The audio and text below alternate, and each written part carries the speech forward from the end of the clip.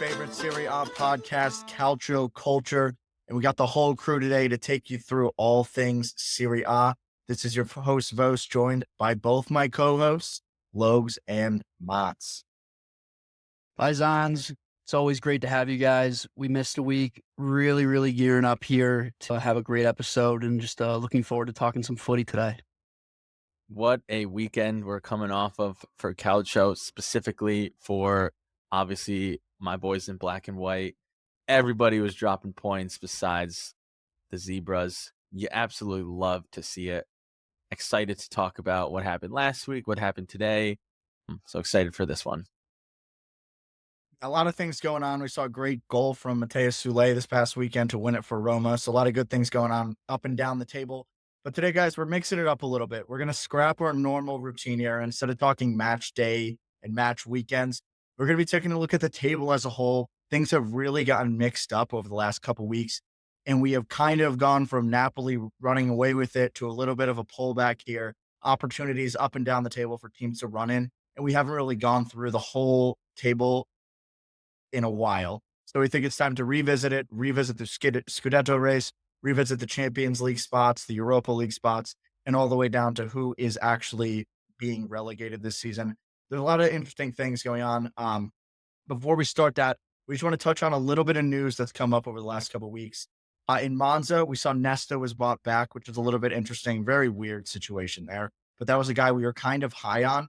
And ultimately, his departure from Monza did not help the situation. So maybe this is a case of you don't know what you got till it's gone. Like, I don't know. Classic Calcio here. Let's fire a guy. Let's bring him back. Let's fire him again. Let's bring him back. They just are always out of whack, not in lockstep, not organized. Just classic Italian football. You love it. You don't actually love it, but you got to love it because you know this is probably not the last time this is going to happen.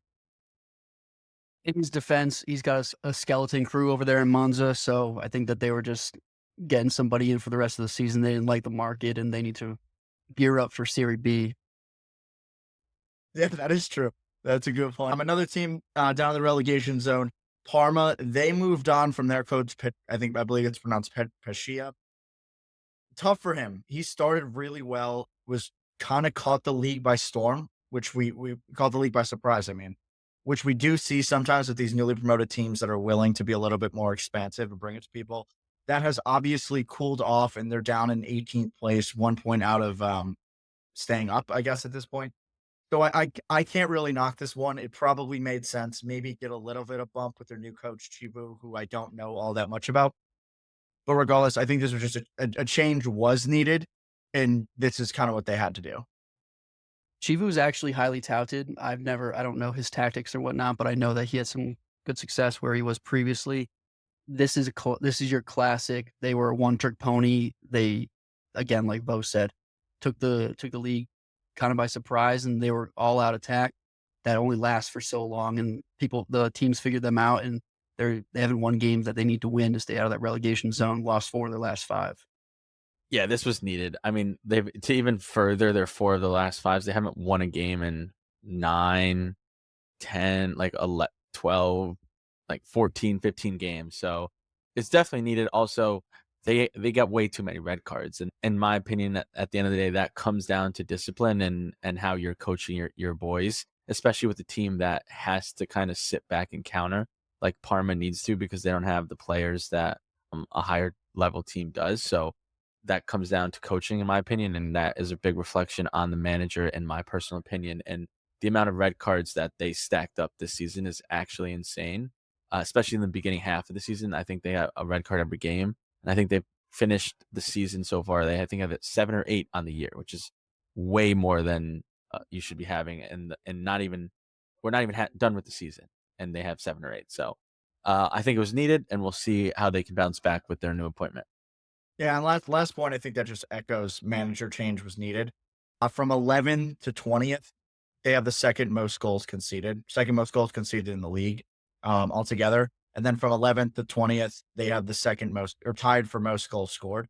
So it just shows, you got to figure something out. You can't be both ends of the extremes. You're not Atalanta here, or you can just go guns blazing and win games. But that's kind of a little preview of the relegation battle. But we're gonna start it from the top here for our table, taking a look at the table. Obviously, it's the Scudetto race that we need to talk about.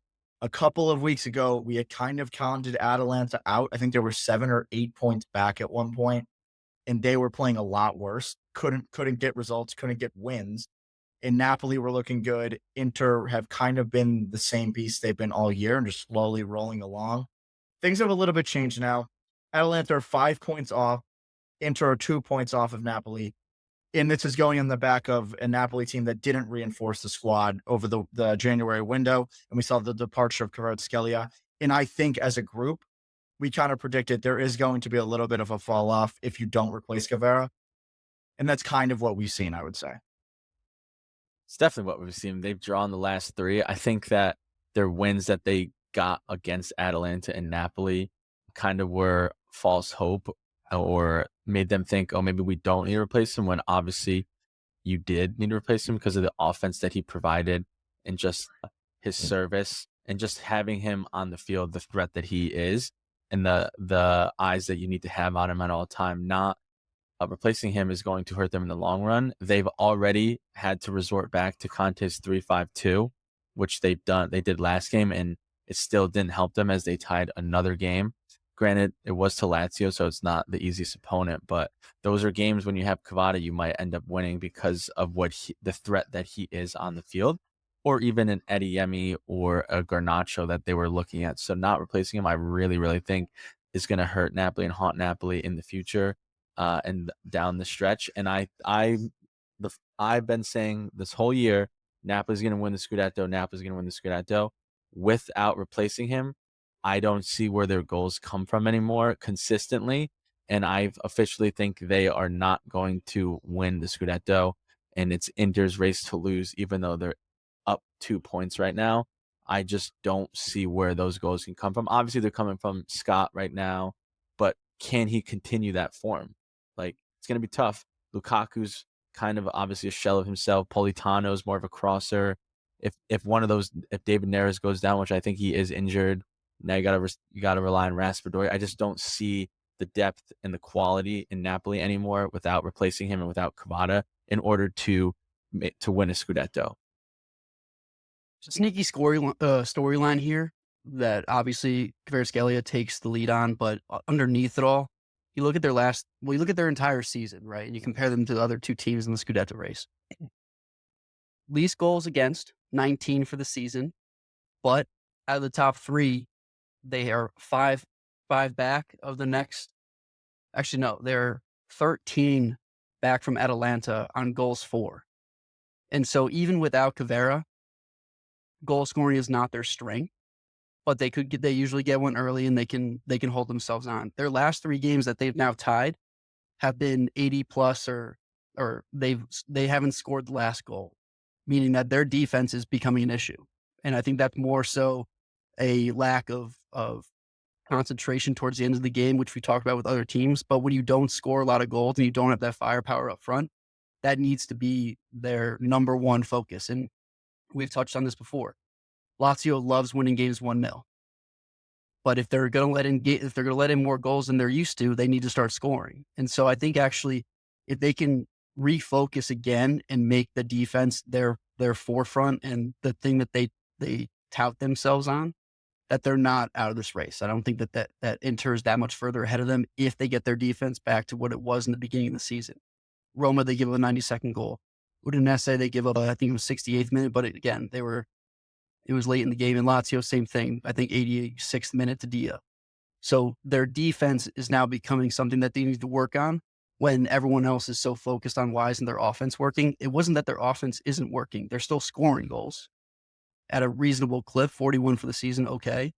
But their defense is now letting up late goals, which is becoming, I think, the main issue here, which you wouldn't foresee at a Conte from the beginning of the season. Where I think that we're going to start seeing the issue more and more is this is kind of a team that's built to play in big games, like play against good opposition. Without Cavada, I think we're going to see them more so struggle breaking down teams that are maybe worse than them because they don't really have a number 10 per se. Like Scott McTominay obviously plays there, but when Kvaratskhelia was playing and they needed to break down a team, he was kind of the guy that would drop in and be a creative force. And when Scott McTominay is more of a get in the box and finish the move kind of guy. Like Cavada could always do that, but I think they're really going to see that being the issue. And it's, are they going to be able to get 3 points against teams worse than them? I'm not sure. And when we look at the other two tables and we can kind of, or the other two teams that are chasing them, we can kind of kick it on to them now. In Inter and Atalanta are two teams that don't struggle to score against bad teams. And they win the games they are supposed to win most of the time. But it's very surprising when they don't. Huge asterisk. Huge asterisk after this weekend, obviously. In the Derby d'Italia, we saw some things there. But Motts, for you, why are you now edging Inter to win this over both Napoli and Atalanta? Edging Inter because just the talent of the squad depth, and they've been there, done that. Now Napoli lose another guy in Cavada that has been there, done that. So they really don't have too many left of their Scudetto winning season, and Inter have everybody left. They did it last year. The problem with Inter that they've had this year is they just, for whatever reason, they lack concentration. Kind of what I have a similar take to Inter to what Logan just said about Napoli. For whatever reason, they just cannot figure it out and finish a game or go get a goal to win the game. Like, they lack that concentration in the end. The only time I've seen them really have that was against Milan when they were able to go tie. But that's going to get a tie. That's not going to get 3 points. So in the games that you expect Inter, a team that ran away with the Scudetto last year, finishing with 19 point higher than the second place team and allowing like a total of 25 goals, you expect them to be playing much better than they are, and you expect them to go in and dominate most games, which they do against the lesser squads or the less big squads. But I think they struggle against the squads that are of their caliber when they shouldn't be, and it goes to show them struggling against Juventus. Right? They've tied Juventus and lost Juventus. They lost to Milan and they tied Milan. The only one that they really play good against is Atalanta, because for whatever reason, Inzaghi's system is just so much. It just kills Gasparini's system. But if you look at those big games, they lost to Fiorentina, right? Like, they're dropping games against these larger squads or these higher up at the table teams, and you would expect them to beat these teams because who they are, what they did last year, who they've added. It's just another year of continuity with Inter. So they lack concentration and they kind of can't get it done on the bigger games, is what is my opinion with Inter. But with that said, I still think they're going to win the Scudetto now because of Napoli's lack of depth and lack of firepower up top, and just they're going to struggle to score. Yeah, I mean, their depth is the biggest thing. I mean, they're by far the deepest team in Serie A, and they went out in January and made it even deeper. I mean, Zalewski's come in and been a great role player, great super sub for them. And Zielinski's he's getting a little bit more comfortable in the midfield there. He's coming on a little earlier, which is nice to see. And then when you look at the fact that I think they finally have solidified Dumfries as we're not taking him out, that's been a great additive for them as well. But I don't really have any concerns with Inter at the moment. They don't give me any cause for concern. They may get a little bit caught up in the 3 competitions and wanting to go after the Champions League, which, could bite them, but I don't foresee that being the issue here. And I will also discount their performance against Fiorentina in the first leg because of how they responded in the second leg. I mean, they completely turned that around. And if you look at that on an aggregate, I think that was a reasonable outcome against a Fiorentina team, which they got Fiorentina on their very best day in the first leg of that week. So, in my opinion, Inter is in the forefront. They're best positioned to take the Scudetto, but I'm not sure that it's going to be. It's not that I'm not sure. It's for sure not going to be a 19 point, 16 point, winning difference by the end of the season. There's going to be some guys around them that are going to give them a little bit of trouble. Yeah, the Inter one, it's interesting because I think what you just said, Logs, is an important point. They're definitely the best position to go win it, right? 2 points back, your squad is vastly superior to Napoli, like on a player-to-player basis. Your starting 11, like, are any Napoli players even getting into the Inter 11? Like, Their bench two? 11 would get into the Napoli starting 11. Like, some of their bench players are easily getting into Napoli starting 11. Yeah, and you could say the same thing about Atalanta, who's below them. And I think Mott said the other good thing in the Fiorentina game they lost. That was an Inter lacking the mentality kind of game. They just didn't show up at any point in time in that game. And you've said it a lot this season, Los. You haven't seen the best of Barella. I would say that that's very true. And it's kind of like some of these guys that have just been there, done that. They lost the Champions League final. They won the Scudetto. And now it's kind of a little bit of no man's land. You dynasties are from players that can continue to have the drive and go continue to win things. Manchester City, like we see Kyle Walker clearly has that attitude now with Milan. Maybe these Inter players don't have it, and we're going to see it in the rest of the season. There's 13 games Mhm. left. If they're going to be a dynasty and Inzaghi's going to be like if they're the next Juventus, I don't think they are that. I don't think Serie A is the landscape where you can go win 9, 10 Scudettos in a row anymore. Anymore. But who's to say they can't? There's no reason that they can't win the next 3 or so. And this is the season where that has to happen if they want to be a dynasty. And the players need to show that they're capable of doing that this season. I'd say another player, a huge player for them that has 100% had a regression this season is obviously Lautaro Martinez, which we've always said he's a very streaky striker. He kind of showed way more consistency than we've seen in the past last season, and that's one of the reasons why they beat or won the Scudetto by 19 points and ran away with it by so many points. But he's been very, very streaky this season. He's kind of gotten to his old form in 2025, but once again against Juventus this last week, he had multiple chances that he needs to put away, and then they probably get a point or even a win against Juventus if he puts those away. So that's one thing that's been hurting them. And then I've said it again. I said it on my last rant, and I'll say it again. It's their defense, and I don't know what has changed. I know that Acerbi's a year older. I don't think he's much worse. Same with Pavard, and same with DeVry, but like they are not as good defensively anymore. People can break them down and score, and it goes to show they've allowed more goals this season already in 25 games than they did all of last season, and that's been their Achilles heel. And that could be Barella. Hakan's also taking a small step back with the way he controls the game. Barella as well, Lautaro. So all these players taking small step backs, I think, is the reason why we're seeing Inter is now in the mix rather than running away with it. But because of their quality and depth, I think they get it done. That's a huge point, Motts. The inconsistency from Lautaro, and especially not being propped up by Thuram as of late, has been a huge concern. Over the last, I don't know, 4 or 5 games, again, he gets great service into the box, a ground pass across the middle, and the finishing that he had last season, it was automatic. This season, he's skying every shot, it's going wide. It's not pinpoint like it used to be, like it was last season. So that's been a huge thing. But it also just goes to show that you're right, Vos. Like it needs to happen this season because they didn't do anything last summer.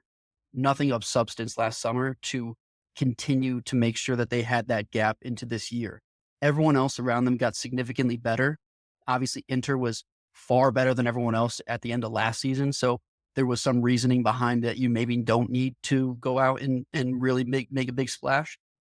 If they can win the Scudetto this season, there already are some huge links in the summer that they will not rebuild, but they'll replenish those reserves. And then they're going to be an absolute problem next season, especially with the confidence coming off of Scudetto win again.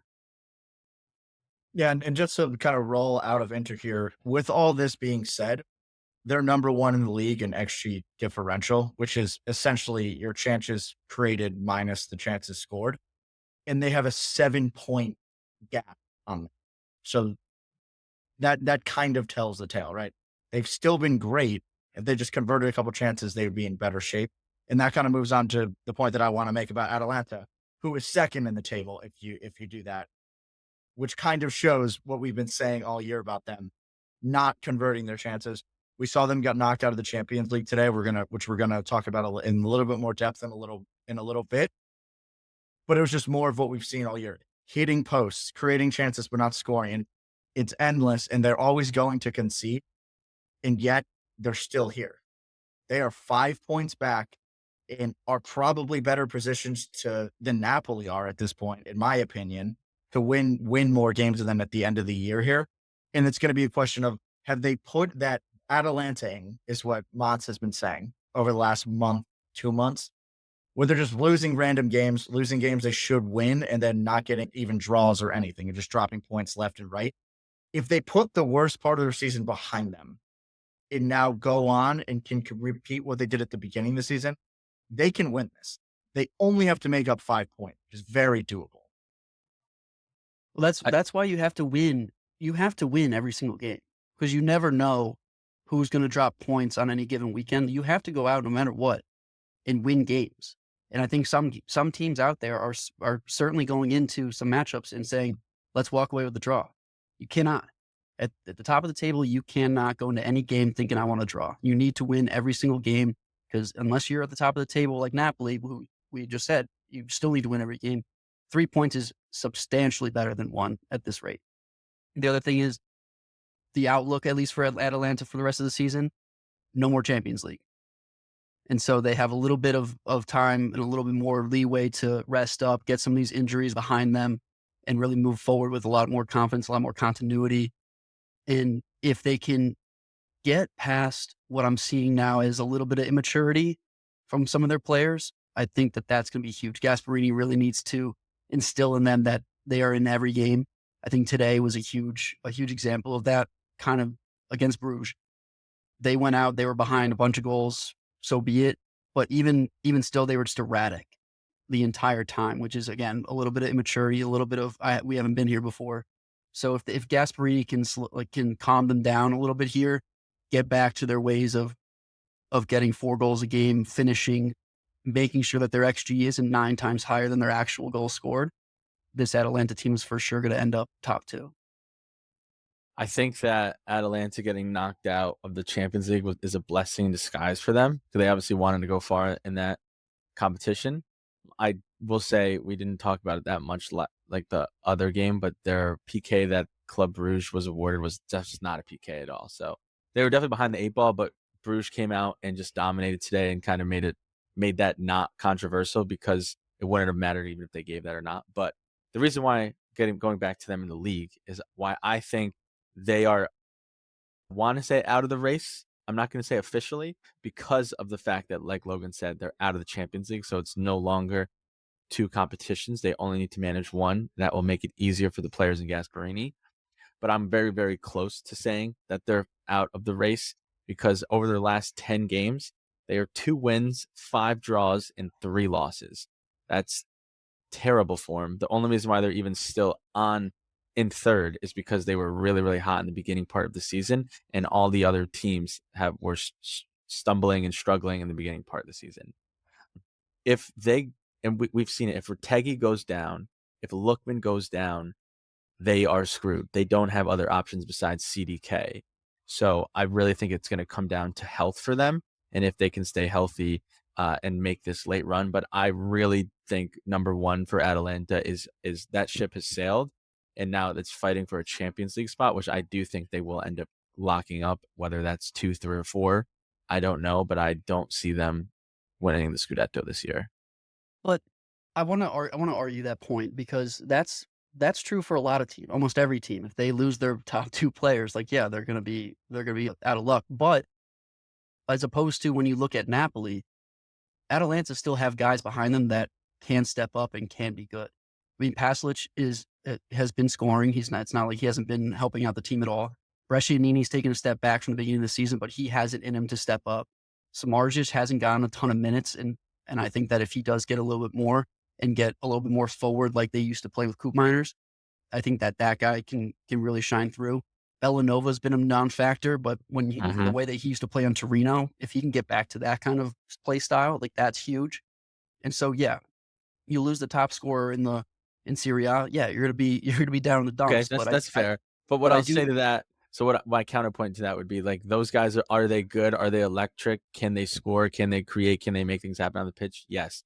None of them, besides the Europa League final, the Europa League win, they haven't done anything, and they haven't done anything in the Serie A. And I think it takes a group like that shows their immaturity, that is young, to learn how to win in a season, right? So they could. I said they could finish in second. I do not see them winning the Scudetto. They need to learn how to win a Scudetto. They need to learn how to get 3 points or 1 point when needed out of the games. And I think that's going to take this season with their young roster. They only have kind of Lookman and Paslic and then a little bit of their defense that that has kind of been there and done that and can like give them wisdom. I know Gasparini's been around forever, but he's only won one trophy, right? So I think they need to learn how to do it in order to actually win the Scudetto. And whether that be this season or next season, they need to get that experience under their belt before they can go and make a Scudetto run. I think they're going to win it. I do. I feel really good about that. I think there's a couple of things. One correction on you, Luke. Bellanova has been nasty all season. He has 6 assists leading the team. Very good. The other thing is Lookman. So they lost out on Scamacca and Scalvini being their kind of January signings. Lookman has just gotten healthy in the last like week or so in playing, and we saw how big of an impact he has when he comes on today. And Motts, to your point, if they lose one over Teggy or Lookman, like and they go down, they're not going to be able to keep up, right? Like they need one of those two guys to win their games and to score their goals. But there's 2 guys, maybe 3 guys I'm really looking at that need to step up if they're going to pull this off. Number 1 is Samardzic. I think that was a really good shout. When he's played well, but he's been another one of the guys that has missed a lot of good opportunities and not converted them. Retegui needs to score his penalties, but that's another thing that we're going to talk about in a little bit. The other 2 guys, CDK needs to start scoring more goals or assisting more goals. He does a lot of things well, and he gets on the ball and advances it into nice positions. But you are playing as one of the number 9s, and you need to start burying your chances in allowing Retegui to have a little less pressure. Because Retegui can't just score every game. Like, it's not realistic. This season, he has 23 goal contributions in 23 games, which is ludicrous. Lookman has 15 and 17. The last guy I'm going to highlight, Logs also mentioned this guy, is Mario Pasalic. We've only seen the best of him in the Champions League this season. And that's kind of been his MO his entire time at Atalanta. When they made their really deep run a couple years ago and lost to PSG, he was maybe the best player on the team for a lot of that run, scoring a lot of goals, creating a lot of goals. We've seen that he can still do it. He needs to do it when the spotlight's a little less bright in the games that you got to get motivated to play in. When you're in Sardinia against Cagliari and it's not necessarily a glamorous game, everybody needs to motivate to go win those games. You can't be dropping points there against Verona, those kind of things. I think they can still do it if a couple guys step up because Matsu said it, Inter's mentality isn't there. It's something I'm calling them out on that if they're going to be a dynasty, they need to do it. I don't think it's going to happen because I haven't seen it enough this season. And I think there are a couple players in Atalanta that have that mentality and can go on and win this. I really think it. I think if it's going to happen, it's this year because I think in the summer, they're going to lose some of the players that are keys. Yeah, Lookman might be out. Retegui, it's going to be hard to keep him if he keeps his goal scoring up because people pay top dollar for somebody who buries the chances that Retegui has been burying. So Even I agree. Ederson's going to be hard to hold on to. Darun has been really good this season, and he's not getting any younger. He's going to be 34.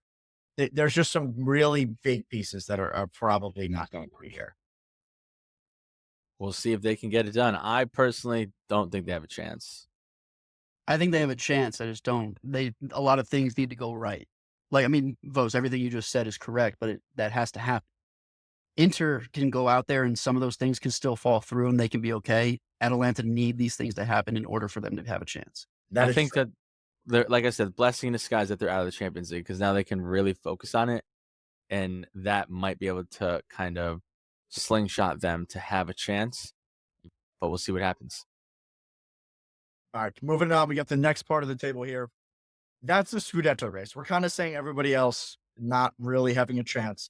So we're going to look at another really important caveat here. We're looking at European spots. As things stand, it does not look like the Serie A is going to have a 5th Champions League spot, which is really important for this race now. And that's because the Premier League is most likely going to have one. And it's kind of looking like La Liga, depending on what does happen. So for now, we're going to assume Champions League spot is number 4, 5 is Europa League, 6 is Conference League, which kind of sets the stage for this next conversation. Which makes this crazy, especially with how close it is between 4 to 7, even 8. Yeah, and let's go right into 4th place because this is maybe the hottest team in the league right now. And that is the black and white Juve. it's been one person. It's been taking out one player, slotting in one other player that fits the coach's system, and it's obviously Kolo Muani. And you can see Juventus starting to play the way that Motta was playing with Bologna last year, holding the ball, being able to flick the ball to a winger or flick the ball back to a center mid to keep possession, which Dusan Vlahovic just could not do. Um, and I think that it's only going to continue with Kolo Muani. And now you're starting to see Juventus take the personality of Thiago Motta, and the guys kind of fight for the badge, and things that weren't happening earlier on in the season, like going to get a win, like doing what's needed to get the last goal to get the 3 points, are now happening. And it's a little bit of the style of play, but it's also because the man Kolo Muani, you can actually just get him the ball and say, go win the game. Like, he has the X factor that you don't need to create. He can create, score, and assist in a play that is not is there's nothing there. Like, the game against Inter, he literally made a chance out of nothing. He got by four guys and then touched it to Conceição, who slotted it home. And there was, like, Dusan would have never been able to do that. He can create something out of nothing, and that's the X factor that we were missing. That paired with the other lone player that's not a Juventus player, that is a Chelsea player, Renato Vega. He is kind of playing that Calafiori role. He's progressing the ball when we have it in the back, which Kalulu and Gatti weren't doing. They were just passing it side to side. Vega looks to pass it forward. So that allows Locatelli, Coop Miners, Douglas Luiz, McKennie, whoever's in the midfield, Thuram, to also pass it forward and to just keep pushing it forward and create chances, which we've been doing way more ever since we've gotten Kolo Muani and Renato Vega. So those two additions, I was not in love with them when it happened, because we don't have options to buy. So they're not Juventus players, and it's always said, don't fall in love with a lone player. But I've already fallen in love with them because the passion they play with and the skill that they have. We need to get them both back. We'll see what happens there. But we are starting to figure things out now. Obviously, it's a small sample size, right? It's just a win against Inter. You beat PSV. You won your last 3 games, but we know this Juventus team has struggled to get wins in the end. So we'll see what happens down the stretch here. But I really think with the addition of Kolo Muani, Renato Vega, when we start getting guys back from injury like Kalulu, Cambiaso, being able to keep him from the winter transfer market, that's going to help us in the long run make a realistic push for the third place. There's no chance that we can come in first or second, but we're only 5 points off Atalanta for third.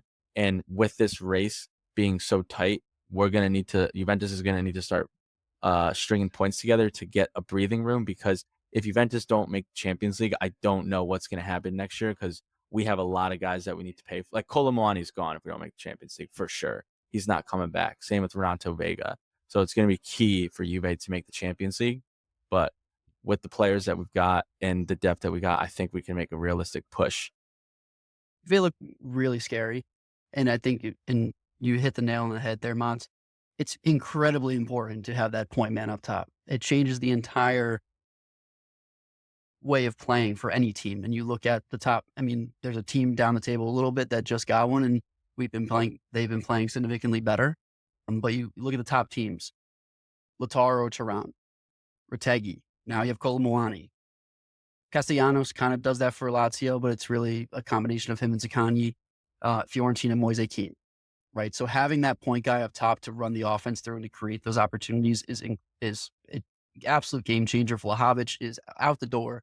The way that Kolo has been playing has completely diminished whatever Vlahovic had going for him, and I think that his price tag has gone down significantly because of this. But I think another change that should continue is the inclusion of Conceição.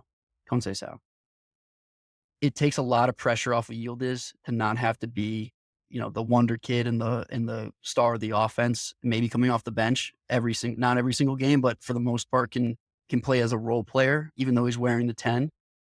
That's a lot of pressure as a 19-year-old, 20-year-old for the the Bianconeri. And so having Conceição out there as a creator, as an assist mate, what are you laughing about? That's their name. I'm not saying black and white. Well, you said something other than that. I know. Yeah. Well, I know. I don't want to talk about Inter. But I think that that's been a huge change. Nico really needs to pick his game up. I mean, that he really needs to fill into what he So used to let be me for Fiorentina. Nico's offensively hasn't been there, but especially in this game against Inter, Savona was getting dogged by Dumfries, absolutely Savona's not murdered. good. Savona's Savona's good. not He's good. young. He's got to get used to the league. Like putting him up against Dumfries, who we were literally saying last episode is the best wing back in the world, is not what you should be doing. But Nico, at the second half, he was working back so much to help out with Dumfries. So yes, I agree. Nico's offensively hasn't been there. He can't dribble past the cone, but he sacrifices. He has the attitude you want for a Juventus player, where it's like, I will do the dirty work for the badge. I'll do what I need to do for my team to win, which I respect it. But I do agree he's been very underwhelming offensively. But that's his main. I would say that that's the reason that you guys bought him. So that's he does need to pick that up. West, the fact that he's just played every single position and done it extremely well is so promising. He wore the captain's band over the weekend, which I think is huge and good for him. And I'm sure Vos is going to touch on this, but I keep saying it, and I've tried to explain it to you guys over the weekend. Coop is in the right spot now. Coop Miners is in the right spot. He needs to start where he started for Atalanta. And you look at the average positioning for him against Inter, and yes, he started in the pivot, but he got up the pitch the entire time. And Thuram was able to stay back and hold that sixth spot. And I think he plays significantly better with Thuram than he does with Locatelli. Locatelli came in, and I don't think that was a good showing by him, nor has he had a good showing the last couple of games. But Coop needs to get going from that spot. I think he will, starting a little bit further down the pitch and allowing him the opportunities to go forward instead of being that second striker starting at the back line and playing back to the goal. That's not a strong suit. Strong suit is driving the ball forward and being able to get into scoring opportunities at the top of the box. That's going to be a huge change going forward. Yeah, realistically, all these changes are kind of show why we've kind of backed Juve and backed Thiago Motta all year, regardless of all the issues. The bones were there, and when we looking back on this now, it's kind of so obvious that the issue was Dusan Vlahovic and not having the right guy there because we saw what he could do with Joshua Zirkzee last year. And most people prior to that season at Bologna would have said Randall Colomwani is a much better player. So it's just kind of like now that they have a creative force up top who's also a scoring force, like this is just obviously what they needed to fix the issue. And now we're seeing that immediately pay dividends. And basically you can get hurt from all over the field now because Yildiz, Kolomwani, Coop Miners, Conchacel, like you have all these guys that they're all that. They're all scorers and creators, which is what Thiago Motta was wanting to do at Bologna and was able to do with some of these guys and kind of elevate everybody and not make it a this guy has to score for us to win kind of thing. And now we have that at Juve. Yeah. And you said that, Vos, at the beginning of the season. What is Motta going to be able to do with Vlahovic, who's a totally different build than Joshua Zirkzee? Obviously, Vlahovic is not the guy in the Motta system. What he needs the striker to do is way more than Vlahovic can. And Vlahovic just came out and said, like, Thiago Motta needs me to run back on defense too much. On Serbia, I'm better because I play with a second striker.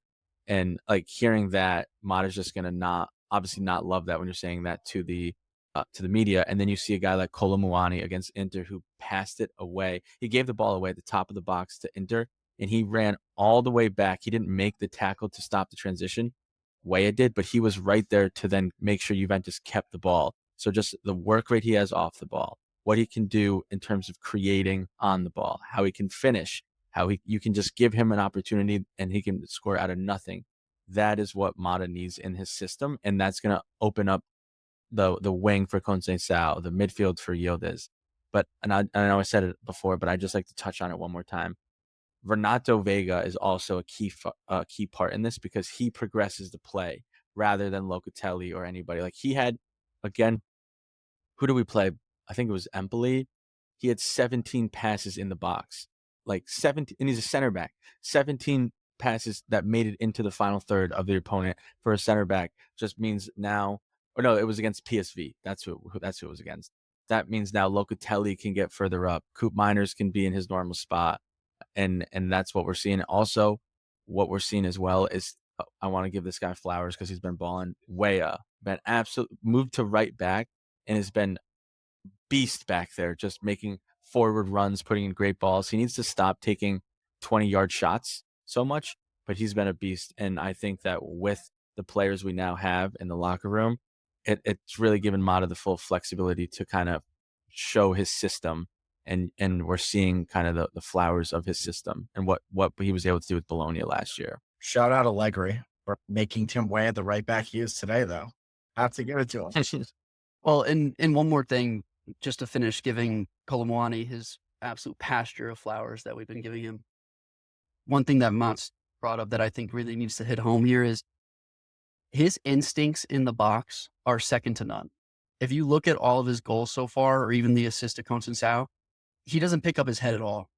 He already knows where he is on the pitch and is able to make a decision without picking it back up as soon as the ball gets to him, which makes a huge difference when you're a striker. Having that instinct behind it, that's what creates the great strikers from the just okay strikers. When you can just know exactly where you are on the pitch, where the goalie is, where your defenders are, where your own players are, right?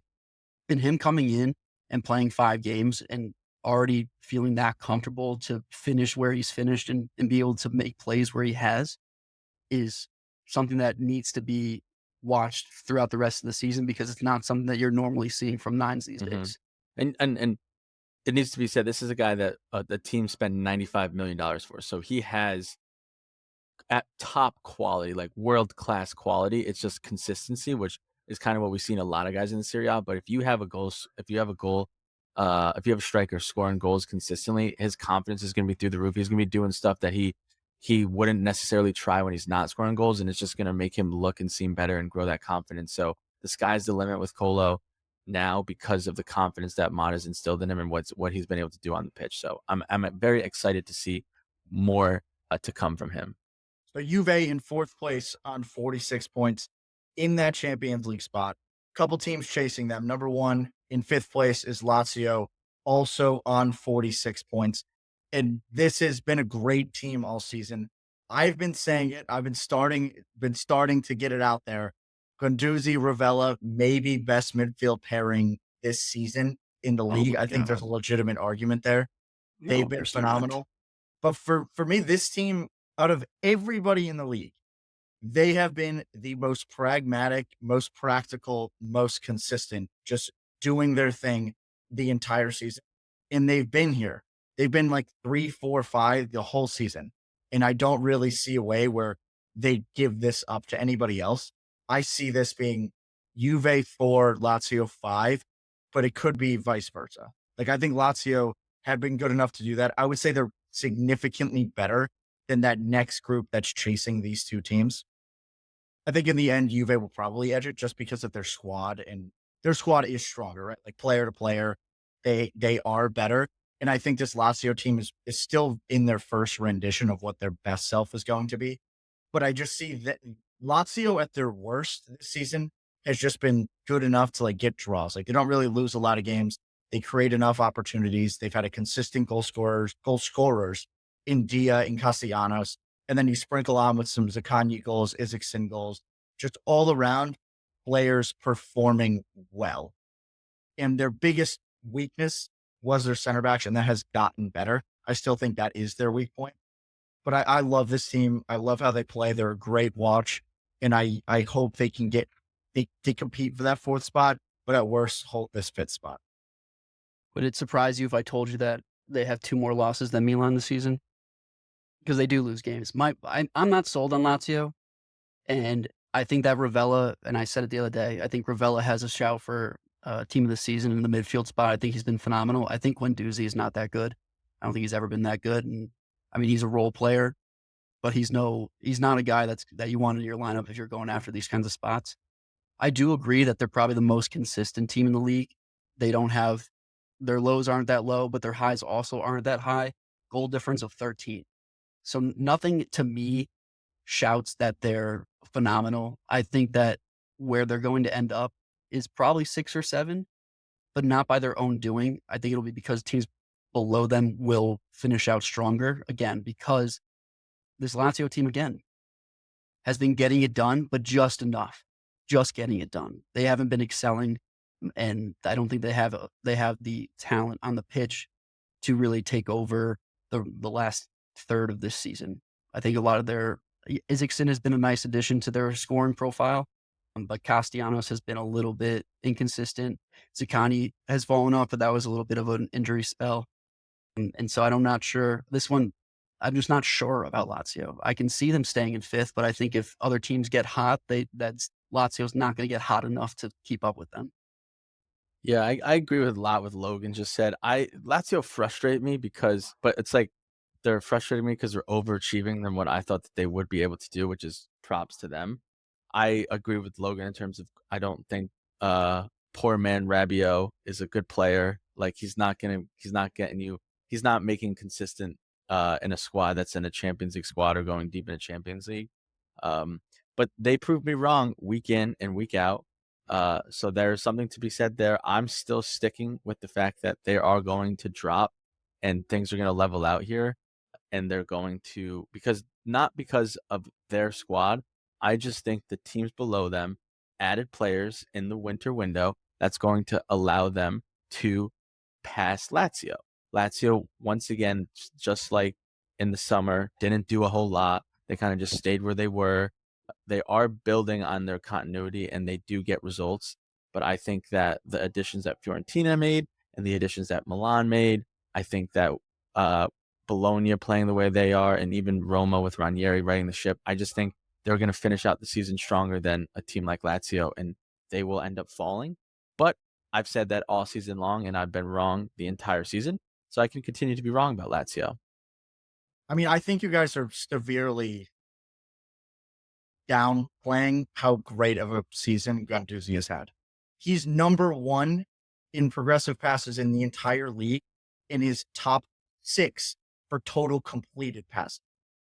That is insane. Like, you realize how aggressive that is?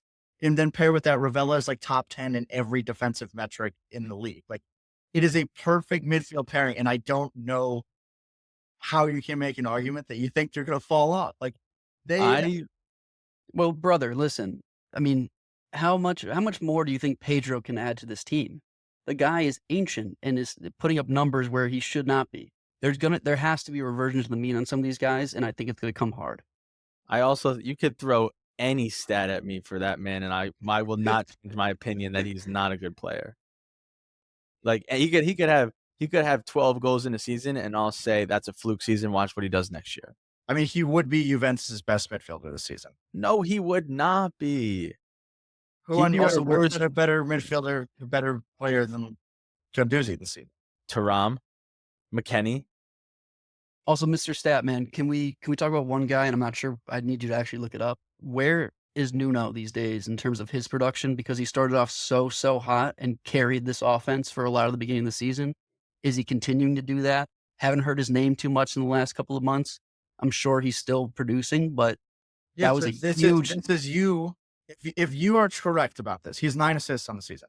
If you are correct. correct, He had 6 in the first and 3 their games. best player to start the season has not done anything in months, and yet they are still exactly where they have been.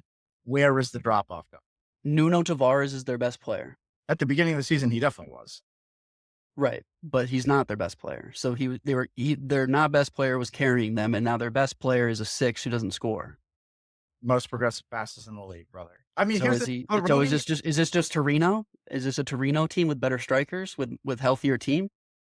I think we're also discounting Baroni and how good of a coach he's been this season. He's made a 4-4. I've given them. I said like they are having a great season. I don't think it will continue. And it's not because of Lazio or Verona or anybody in their house or camp. I think it's just because the teams behind them are better and they've done more to make the push in the winter window that Lazio did not do. I like They I, also, that's kind of my take with Lazio. All right, they well, also don't have it. They don't have an eagle handler right now, so they're in disarray. no, I'm sure they do. He's not as famous for obvious reason. But keep it rolling then to the teams that are trying to chase or are chasing Juve and Lazio. 6th place is Fiorentina on 42 points.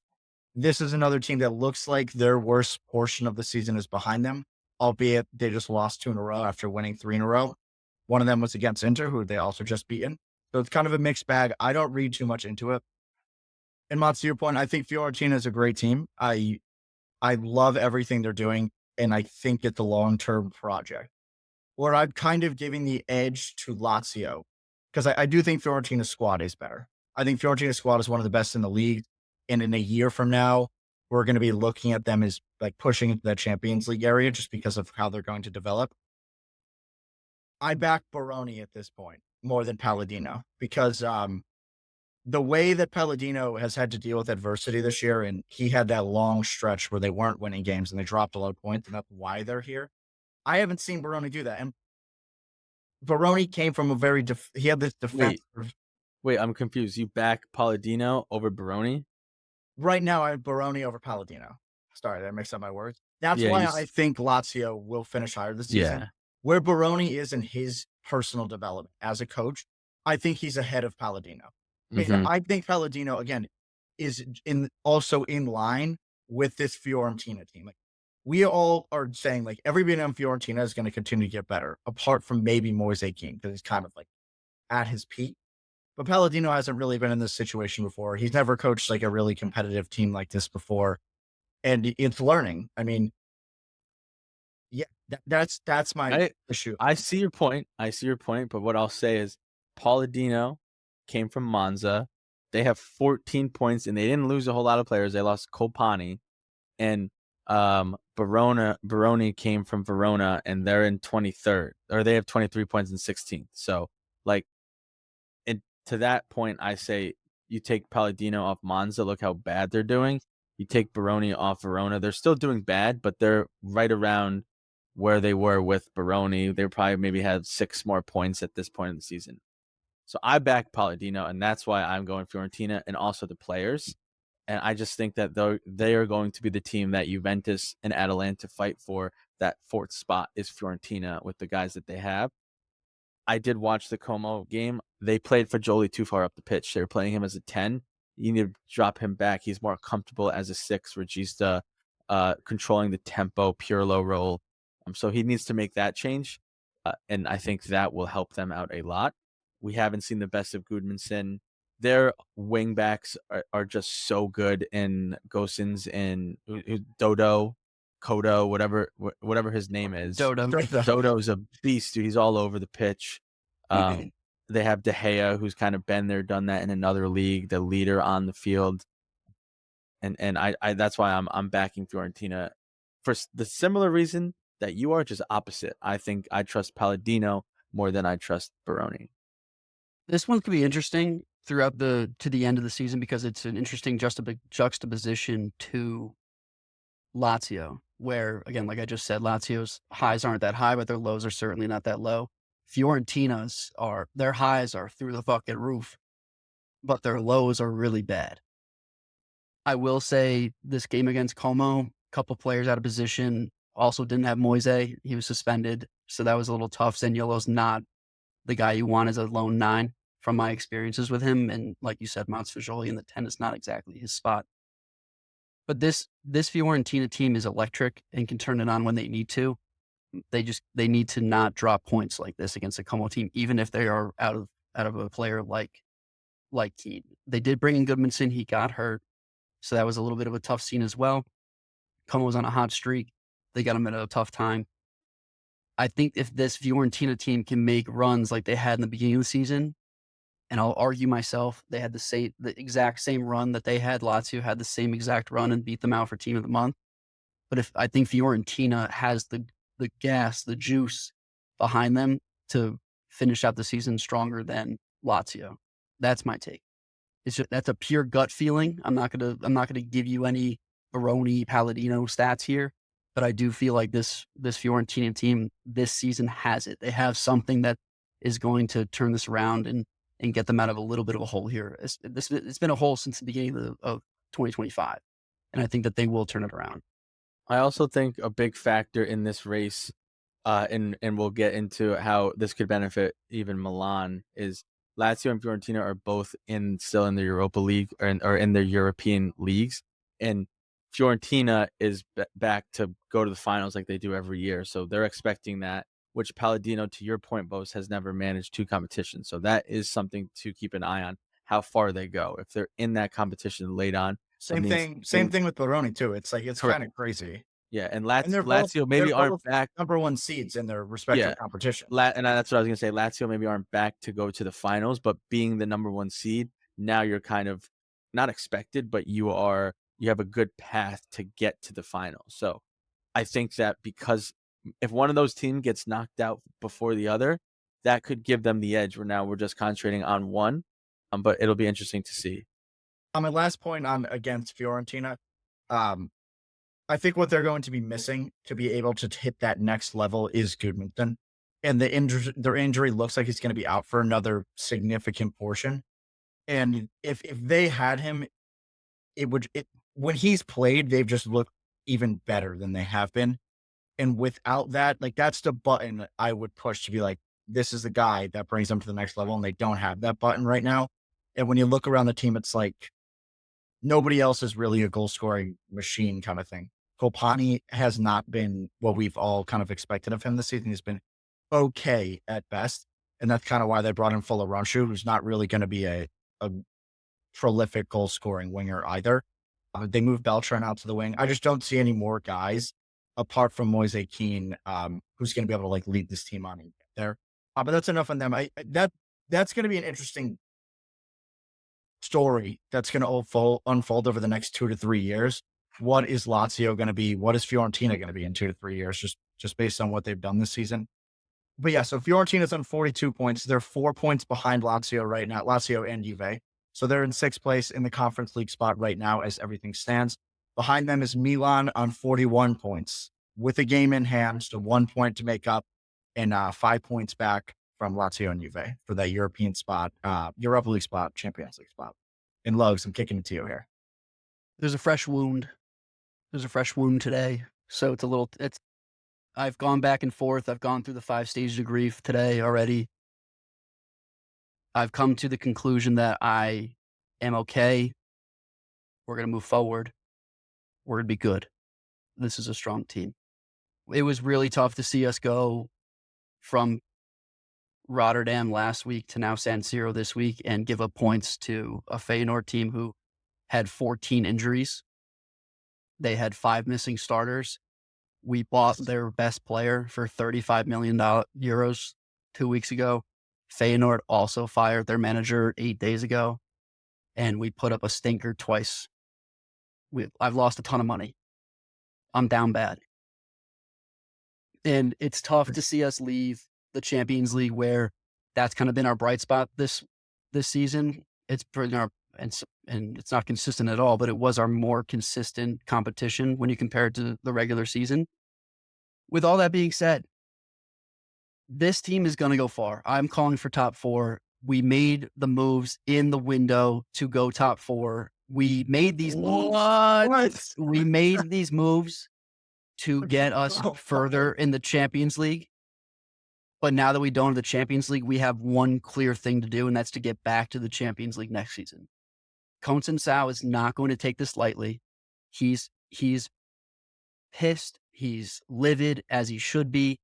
There are 2 main guys that absolutely have the targets on their back in terms of what is going on. What are you doing? And it's unfortunately our perennially 2 best players.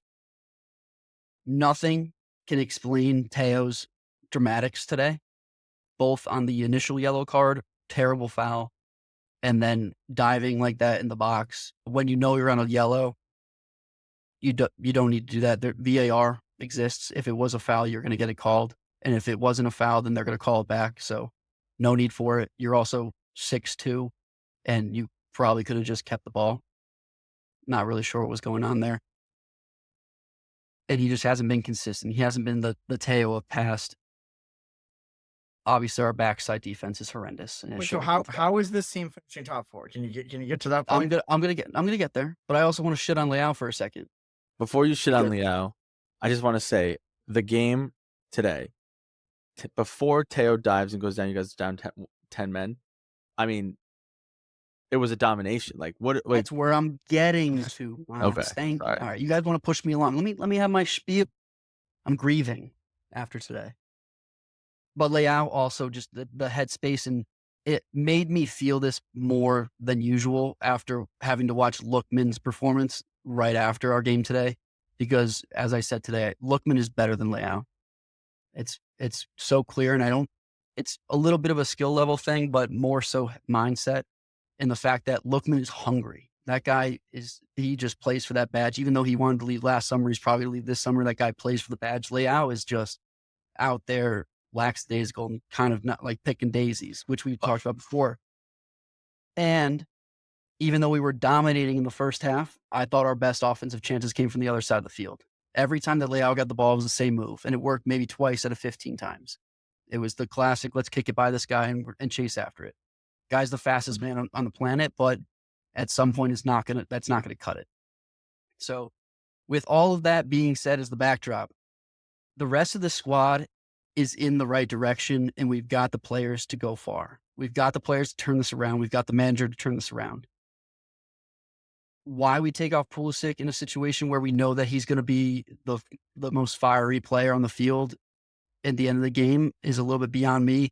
I was saying in our text during the game, Pulisic needs to be on the field all the time. I know we just got Joao, and he's the pretty new signing, but he's also a little lackadaisical. Some of his flicks and chips are not necessary, and so that kind of gets in the way of his otherwise really good performances.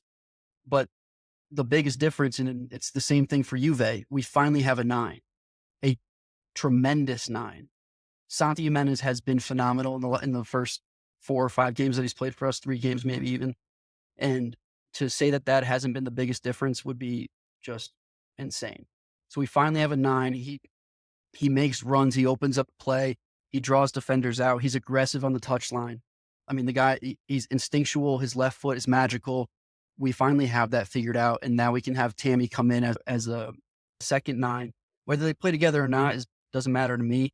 It gives Tammy some real competition. I know that Tammy's a player that doesn't just want to sit on the bench. He's going to want to go out there and fight for it, even though he has no chance of getting that spot. Our midfield is awesome. I know Fofana wasn't playing for the most part today. Musa's been in great form. Reinders is obviously there. Pulisic has been playing well. Our defense has looked astounding. Pavlovic is back to what we thought he was going to be after when we sold him in January. I think he took that to heart. Shaw even had a great game today. And I'll say that Tomori's been playing well. So it's nice to have those guys flip-flop back and forth. And I think a lot of that goes to Kyle Walker's leadership in the back. And then our bench has been built out.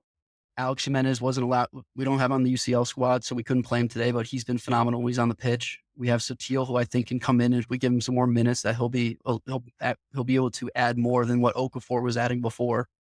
And if Mignon doesn't give up absolute pizzas, then we're in good shape in the back. This team is dangerous. It has the talent. It has the manager with the fire. And I don't think that these teams in front of them, being Fiorentina, Lazio, and I'll even say Bologna right next to us, they don't have what we have now. So you gotta get to fourth place. And fourth place is Juventus, who has what you have. Well, and I'm gonna say it that I think we're gonna play out and be better than Juventus. You heard it here. What I understand your point. I actually feel better about Milan right now than I felt at any point the entire season, and I still don't think they are better than Fiorentina, Lazio, or Juve. And I don't. Where do you think that this miraculous jump in play is going to come from? Well, we have one competition now, right? And I think that if we understand that certain players cannot come off the pitch in certain situations, which we should find out after today.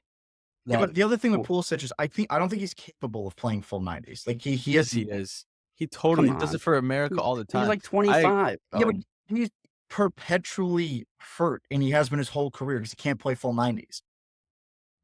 I think he can play a full 90. Here's what full 90s this whole season. This is what I took from what Logan said. And it was mainly about the Leao Lookman thing.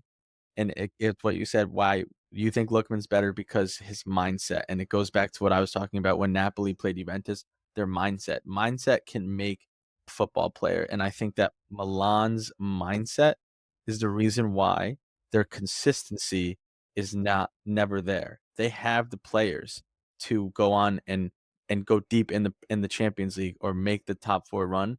But their best players being, or not, I don't want to say their best players anymore because I don't think they're their best players anymore. Their most tenured players being Leao and Tio. Those are the guys you kind of follow when you are in a team. They are also they have a lot of quality. I think probably Christian has passed Leao as a better player because of his mindset though and his hunger. Tio and Leao don't have that, and it makes their consistency bad, which then the team follows after. Kind of similar to how I said your team takes on your manager's personality, you can also take on your leader's personality. And the leaders that Milan have do not, they lack the mindset, which means they lack the consistency, which then trickles down to everybody else. Now, I think you got players in there in your striker, in Christian Pulisic, in Reinders that have the mindset and the consistency, like in your manager Conceição. I think the best thing Milan can do is, I don't think they finish top 4, is get a Europa League spot, kick Tio and Leao out, finally move on from them, take those cancers, remove them, and then have different leaders that have the mindset and then the consistency, and then you'll see how dangerous this Milan team can be. And I agree with that. I think Santi Jimenez, you nailed it, Lugs, is going to be a prolific goal scorer in this league, definitely. The other guy that has really stood out to me is João Felix. I think this is the best version of João Felix that I've ever seen. He's kind of playing as like a pure 10, more or less, right? And we're seeing everything he does well in every time he picks up the ball. Like, he wants to pick it up, he wants to progress play. He wants to pick it up, he wants to get into the box. He wants to be a creative force. He wants to score goals. And we haven't seen that from him in years, I don't think. The other thing I really liked about him, he's played at a very high level elsewhere before this. And the way he pressed, he was calling out, "You're okay. I'm pressing." Like, it was so coordinated, and I see him actually becoming a leader on this team now, which would be huge from them. And this kind of pure number 10, I don't think that wasn't really what Reinders was, but it was kind of being forced to play there. And João Felix is that perfect in between of a 9 and like a classic 10 that this team really needed. But I still don't think Milan do it. Like, I look at the teams around them, and Conceição is the worst coach out of all the teams around them. And to get all of these pieces right, they need the perfect coach to do it. And they thought they may have had it at the beginning of the year. I still don't think Conceição is quite the guy that's going to be able to put all these creative pieces together. I think Vincenzo Italiano's a better coach. I think Palladino's a better coach. I think Baroni's a better coach, which is why I don't see that gap. They just haven't done enough for me to say, like, you are capable of jumping these teams. And I still am not sold on Pavlovic. He can't pass the ball more than 5 yards. Like he isn't good enough to be playing for a top level team from what I've seen. Well, he's a bad Nicolas Sule. I mean, clearly, and it was hilarious to see him in the last couple of minutes today try to be in the midfield. He was stumbling and bumping all over the field. So no, he can't be on. We don't have a center back that can play on the ball. That's been known, and that's fine. What I will say is, though, and to Motts' original point, if you watched the first half, which I know you did, of today, that is a significantly different AC Milan team than we've seen the entire season. You're playing against Feyenoord at home. Like, this shouldn't be like. And you need a win. And you need a win. Like, they were bringing it to them. Like, it is mind blowing though, because it's a completely different team.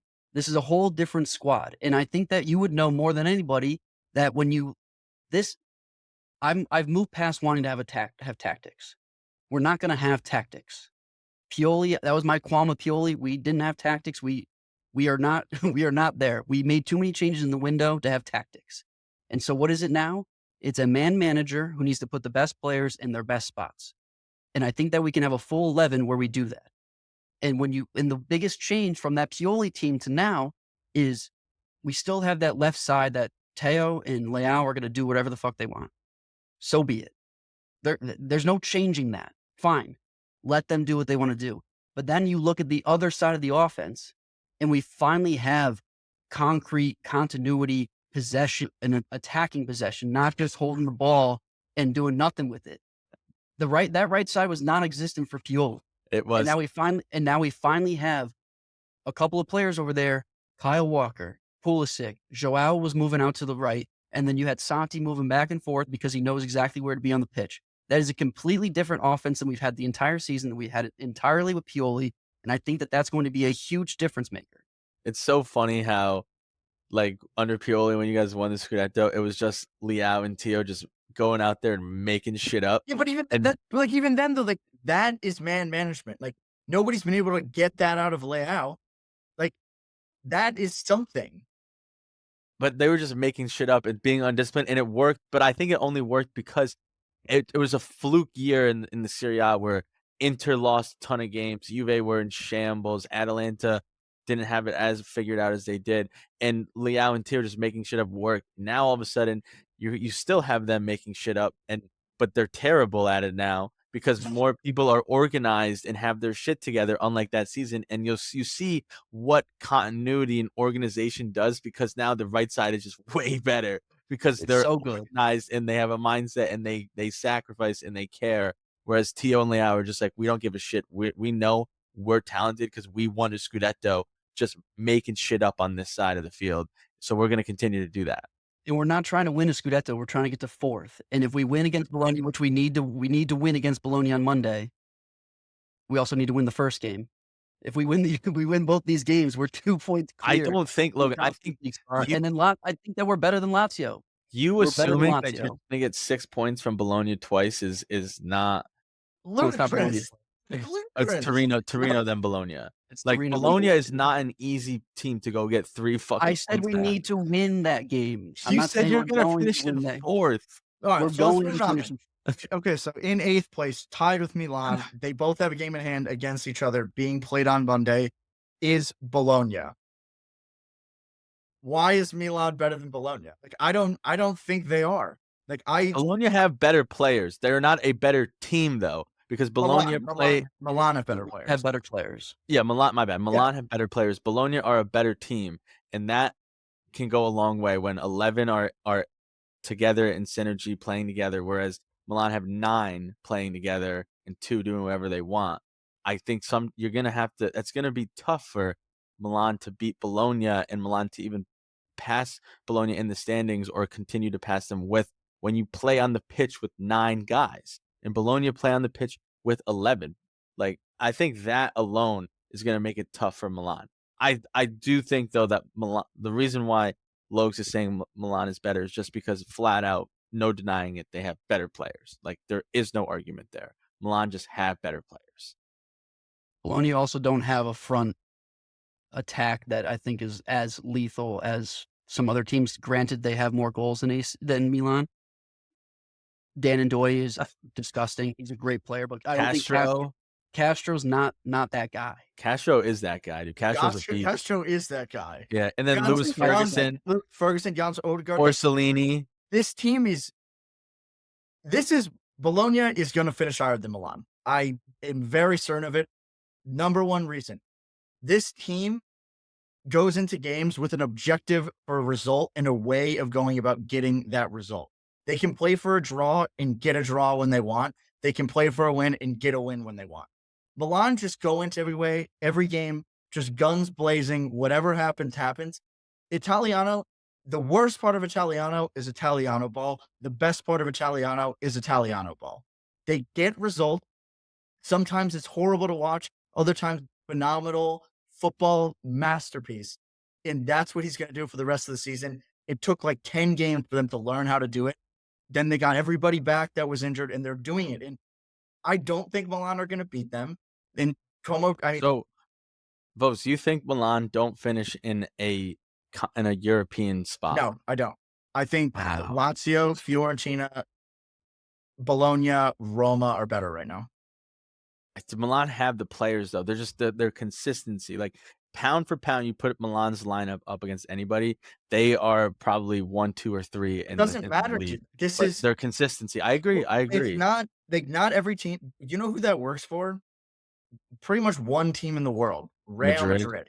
Yeah. They buy all the best players in the world, and because they buy such a high caliber of player, they're capable of doing that. When you're buying guys that are just under that, it doesn't get you there. That's why Atalanta's in 3rd place and Napoli are in 1st place. They have you could put several teams above them. I kind of agree with Vos here. I think, and it goes back to playing with 11 versus playing with 9. You need to play with 11. You need to play with the whole team. Respect the badges of these teams around them enough. I don't think you understand. Did you know that Fonseca's not our coach anymore? I don't know if you heard the news or if that's been. What has Coach's job done? My season started Feb 1. This is a completely new team. This is not the same team. We brought in 3 new starters and a better bench player than what Napoli signed. So I don't know where you're coming. You're stuck in the October Milan. This is February. Okay, This is after a January window I that mean, won the league. That was the best window in Serie A. but your You need players to are still change. the You need the to only change that player mindset. the only player you brought in though that can potentially help change the mindset is Kyle Walker. João Felix, I would put right in the bubble with Tio and Leao. He lacks consistency with his mindset. I don't know too much about the striker, right? He looks like he doesn't lack the mindset and consistency based off of the first couple of games he's played for. But I mean, you said your season started February 1. Go look at their results. Yes, they beat Roma badly. They tied Inter. They beat Empoli, got a red card, and then they lost in the Champions League game. They only beat Verona 1-0, and then they tied Feyenoord again with another red card. So like, there's no discipline. You still aren't playing that well, even with the like talent you brought in. yeah, with the top, your argument is that they're going to pass all these teams around them because the players they brought in might perform. In the summer, they brought in a bunch of good players and it didn't work. Like just because they bring in good players doesn't mean like, okay, they are automatically better now. That has never been the case. That's why Roma are in ninth place still. They had maybe the best summer of any team in the league and it didn't work. Like just bringing in good players doesn't just make you better. We should have scored 3 or 4 against Verona, and we were playing the best soccer I've ever seen before Teo got a red card today. That's all I'm saying. We can leave it at that. The results will show for themselves, and I'll see you in 4 months, All right, 3 back months. back to Not Bologna. not in fourth place, you won't. Yeah, no. I mean, back to Bologna that I just wrap up on them. They're like Lazio. They just started slower and have a little bit worse squad, I would say. I think Italiano is probably the best coach up to Thiago Motta kind of thing. He's been Maybe, there, done that, yeah, at least for the most part in terms of getting to European League finals. I like Bologna. I think they started slow. I really it's hard to say who's gonna finish where because of how close this race is.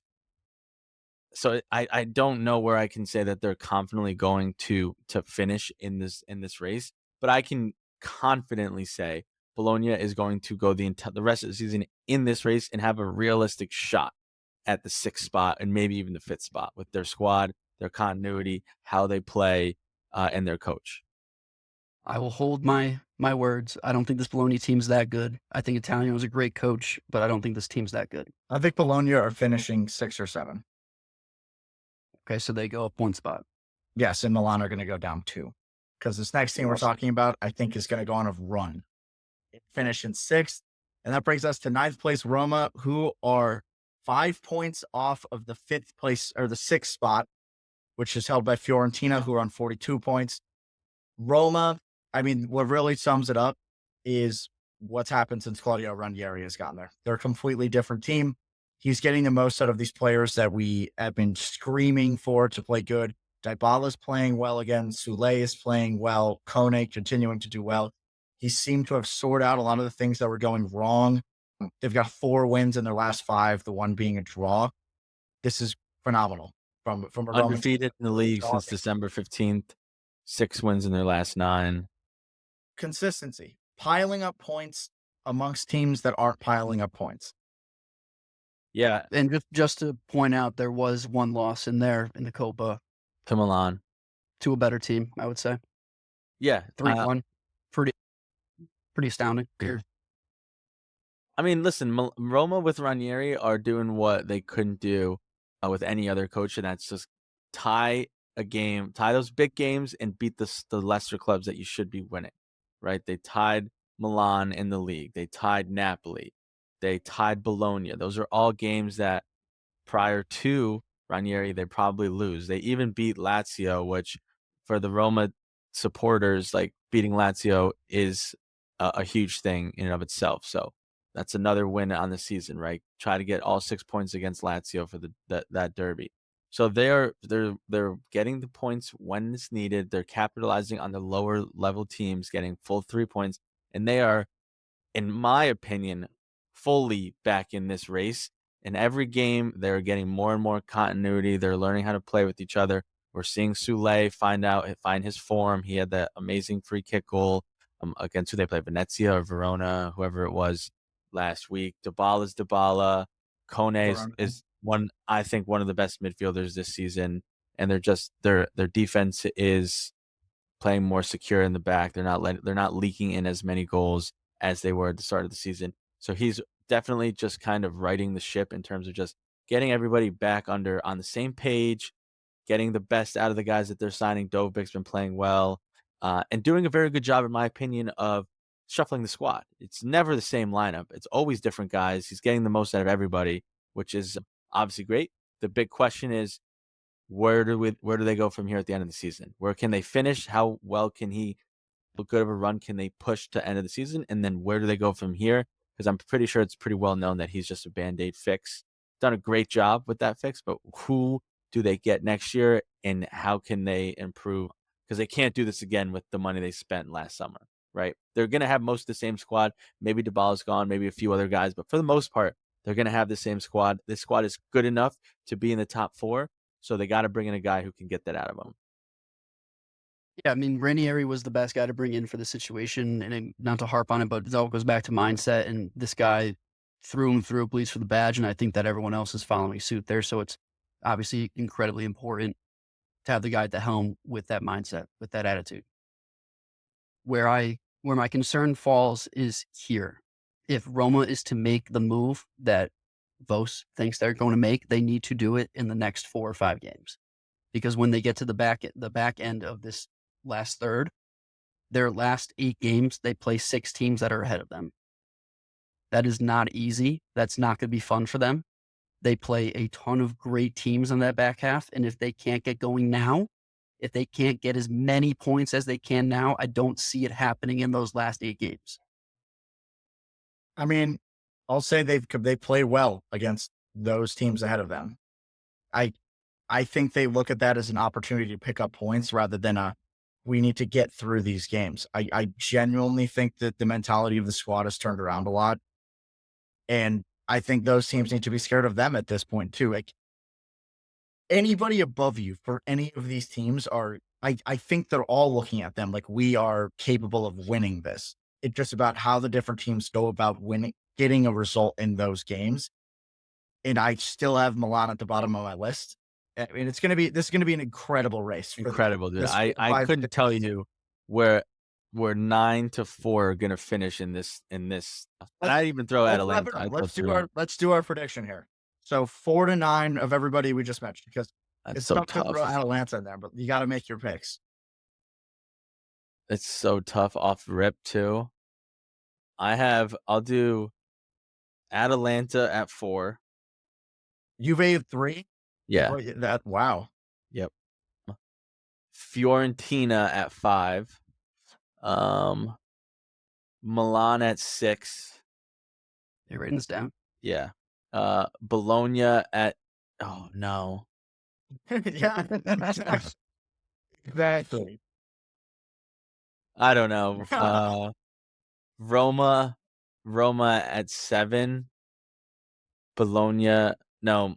Jeez, I don't think Lazio makes that big of a stumble. I'll go. I've got it already locked. I've got the crystal ball. Milan, Juve, Fiorentina, Lazio in 7. Bologna stays where they are in 8, and Roma stays where they are in 9. The back half of Roma's schedule is too big to overcome and move up this table. Bologna is as good as they're ever going to get. Lazio, again, like I said, and this is contingent on Fiorentina playing to the capability that I think they have. Lazio drops a couple of points, a couple spots, but not because of their own performances. Fiorentina lights it up. Juve is good. Milan's better. Milan is not better. All right, here's mine. I know mine too. 4 to 9. Juve, Lazio, Roma, Fiorentina. Oh no, we're Bologna then. Fuck. Juve, Lazio, Roma, Bologna, Fiorentina, Milan. Milan in 9. I got think mine. Milan is in 9. I got mine now. Who put a jersey on that? What, you get every other position on the table? No, I'll take 4 or 5, and you get the rest. Done. Okay, you heard it here. Jersey, Milan need to finish 4th or 5th. Logan gets a jersey. If anywhere else, so if it's 3 or 2, Okay, Logan Motts gets the I'll jersey. give you 3 and 2 as well. I'll give you 2. All right, so we have that bet. I've finally decided where my guys are at. We have Atalanta 4, Fiorentina 5, Milan 6, Bologna 7, Lazio 8, Roma 9. I agreed with what Logan said. I think as well as Roma's been playing, and I think they've been much better, it's just too much to overcome at this point in the season. That's what I got, but I could be totally wrong about all of these. What I'd like to do, I know we don't want to spend too much more time. We want to go to the Colby and whatnot, but what I want to do with all of us is take our predictions we had at the beginning of the season and cross check at the end, see who's the closest. Yeah, definitely. We will do that. We will. I mean, to keep it rolling here, guys, there is a little bit more of the table we got to talk about. We're not going to spend too much time on this. We've got 10, 11, and 12, which we're deeming as no man's land, not going to make a push, not going to go down. Udinese 10, Genoa 11, Torino 12. The only notable thing here for me is that Genoa's in this spot, which is phenomenal for them. Patty Cakes, Patrick Vieira has done a great job since he's taken the helm. And for Genoa to be in 11th here has been a great run for them. I don't foresee them dropping into the group that we are going to talk about in a second. Yeah, and just wrap up on Torino, they've been very good over the last month, which is kind of how they started the season. They had a big slip when they lost to Zapata, but they're fully Shea back Adams, now. my boy. They're a bad team to play right now. I think everybody's kind of like, fuck, gotta play Torino. Mhm. I'm not betting I'd against also- Torino. I'm saying that because I'm no longer betting against Torino, and there was a period of time where I was. Also, I just say Udinese from last season and this season, very, very large improvements. They were 2 points off of relegation last year. Udinese is a team that we kind of look at as like a team that is always in the Serie A year in and year out. So they kind of are sitting very comfortable at 10th, and way better. They had finished with 36 points last season, and they have 33 this season. So they right the But ship. I think Vos is right. I'd rather play Torino than Udinese. Yeah, I'm just saying from their standpoint and looking at it, Udinese season, much better season than last year. Much better. Cannot have any complaint. The last part of the table we got to talk about relegation. We're going to knock off 20 and 19 here because Monza and Venezia. Monza's on 14 points. Venezia's on 16. That's 19 and 20. They are realistically going down. They're 5 points from safety. In 18th place is Parma, who are in that last relegation spot on 20 points. So our relegation battle, we're really saying is 13 to 18. Between those spots, there's a total of 5 points. Notably at the top is Como, Cagliari, and Lecce on 25 points. Then we go down to 16 with Hellas Verona on 23 and Empoli on 21. How do you guys want to talk about this? Because there's a lot of teams here. For me, it's kind of surprising that it's still this close because I pull out a couple teams from this battle that are significantly better than the rest, in my opinion. Name of Como is the one that I would say has. I don't know how they're still here. They've had a tough go. I mean, I think that they've played every good team that they have to on their schedule, and they have a little bit of an easier go going forward. And they have a lot of talent. I mean, Czech Fabregas has done a phenomenal job here. Nico Paz is a star in the making. Como should be clear of this relegation battle within the next couple of weeks. I also think Cagliari's. The next 3 games are Napoli, then Roma, then they got Venezia, then they got Milan. So I wouldn't say they're out of it yet. And we keep giving him flowers, but if he's got the best squad out of all the teams down here, should they not be clear already? I mean, they're not clear, but they are the best. They are doing the best out of them all, right? They have the most goals. Their issue is they're kind of leaky in the back, but that will come with a lesser squad. So I'm agreeing with Logan here. I know that you're not disagreeing with Logan, Bose. I just think that these guys will be safe, no matter how close it is and who they're playing. I They think got so. I think so. star boys and their two guys up top. They will be safe. Who I think is going to go down is I think it's going to be a battle between Empoli and Lecce. I don't know how Lecce have 25 points. I feel like they were the punching bag for a long portion of the season. Lecce seem to capitalize on the worser teams, like they beat Parma, they beat Empoli, so that goes well for them. But I don't see it staying consistent and them keeping that form. I also think Parma have too good of players to go down. I think that their players will show themselves and they'll get out of it. And Empoli started off hot. They were at one point leading the league in the race very early on. Since then, have very cooled off. I don't love their players. I don't love their style of play. They don't score a lot of goals, only 22. And that's the main thing I'm judging this off of. Lecce and Empoli have the least amount of goals besides the ones that are in relegation here. So if you don't score goals, you can't win games. And I think that that is going to show later on in the season. And I think Empoli or Lecce go down. Yeah, Empoli's Empoli's a little scary, although their last 5 games have been Milan, Inter, Bologna, Roma. It's not been fun. I don't know where their push-up gets, though. I think Parma may have that manager bump, and that could really propel them. I think there's in this spot for these last couple of teams, every game counts and every win counts. Even if you just go 1 win in 5, that's 3 more points than some other teams are gonna go for. So even just getting 1 win in 5, you need to just find where you can get a point here, 3 points there. If you're playing, if Empoli's playing a Parma or Venezia or Monza, they need to win those games. I think they will. I think they have good players. They just need to show up. Giassi's good, and my boy Lorenzo Colombo is out there, but I'm not sure that he's done too much this season. I think Empoli should be clear. I think Lecce is a far worse team. So who's going down for you? Lecce. You got Empoli ones? I have either one of those two, Lecce or Empoli. See, I have a little bit different take on Lecce. Lecce, for the most part, has always been in games, which makes me think they're going to be okay. Like, they have a way of just staying in these games that we think they shouldn't be in. Verona, on the other hand, is so wildly inconsistent that I think it's more so a battle between them and Empoli. Empoli have been horrible for the last couple of months, but Verona have just slowly been falling further and further and further down the table, and I could see that continuing. So I think Verona are Verona, going to go down. I think Verona are going to go down. I Verona have the worst defense I've ever seen. at So one point in time, Empoli defended very well, and I think Mhm. they'll be able to recreate that at one point. Verona have not done anything right since like the first 3 games.